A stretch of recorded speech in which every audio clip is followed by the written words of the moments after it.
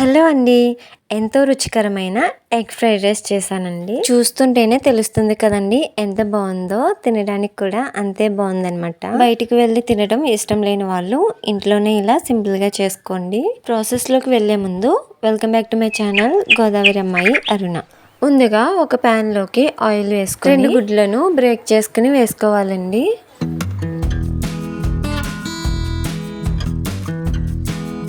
వేసిన వెంటనే కలుపుకుండా 1 నిమిషం తర్వాత ఇలా కలుపుకుంటే సరిపోతుందండి. చూసారు కదా, ఇలా వేయించుకుని తీసుకుని పక్కన పెట్టేసుకోవాలి. అదే ప్యాన్ లోకి ఆయిల్ వేసుకుని ఒక ఉల్లిపాయని ఇలా చిన్న చిన్న ముక్కలుగా కట్ చేసుకుని వేసుకోవాలండి. అలాగే 2 పచ్చిమిర్చి ఇలా చిన్న చిన్న ముక్కలుగా కట్ చేసుకుని వేసుకోవాలి. ఈ రెండింటిని కూడా ఆయిల్ లో బాగా వేయించుకోవాలి.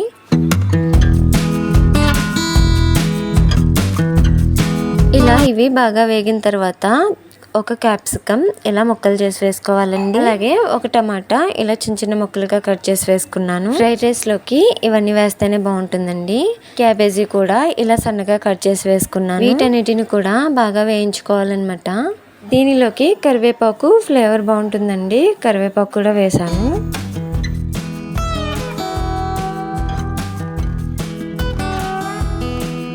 ఇలా వేయించుకున్న తర్వాత ముందుగా ప్రిపేర్ చేసి పెట్టుకున్న ఎగ్ని కూడా వేసుకోవాలండి.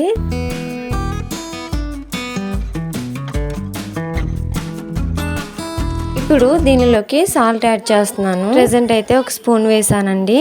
రైస్ వేసిన తర్వాత సరిపోనట్లయితే అప్పుడు యాడ్ చేసుకుంటే సరిపోతుంది.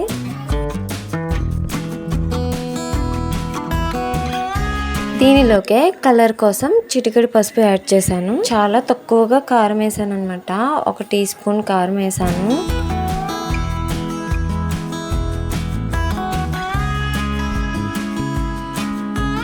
ఇప్పుడు దీనిలోకి 1 స్పూను టొమాటో సాస్ యాడ్ చేశానండి. అలాగే 1 స్పూను సోయా సాస్ కూడా వేసాను. ఇంకొక స్పూను వెనిగర్ కూడా వేసానండి. వెనిగర్ ప్లేస్ లో నిమ్మరసం కూడా వేసుకోవచ్చు అనమాట.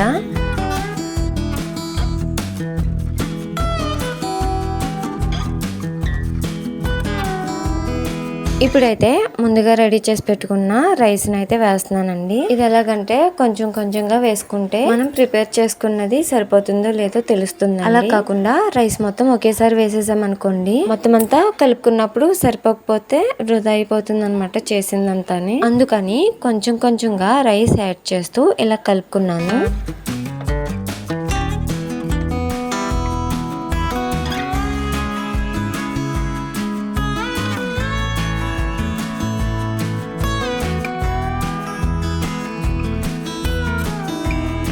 ఇప్పుడు ఉప్పు సరిపోయిందో లేదో చూసుకుని స్టవ్ ఆఫ్ చేయకుండానే సాల్ట్ యాడ్ చేసుకోవాలండి.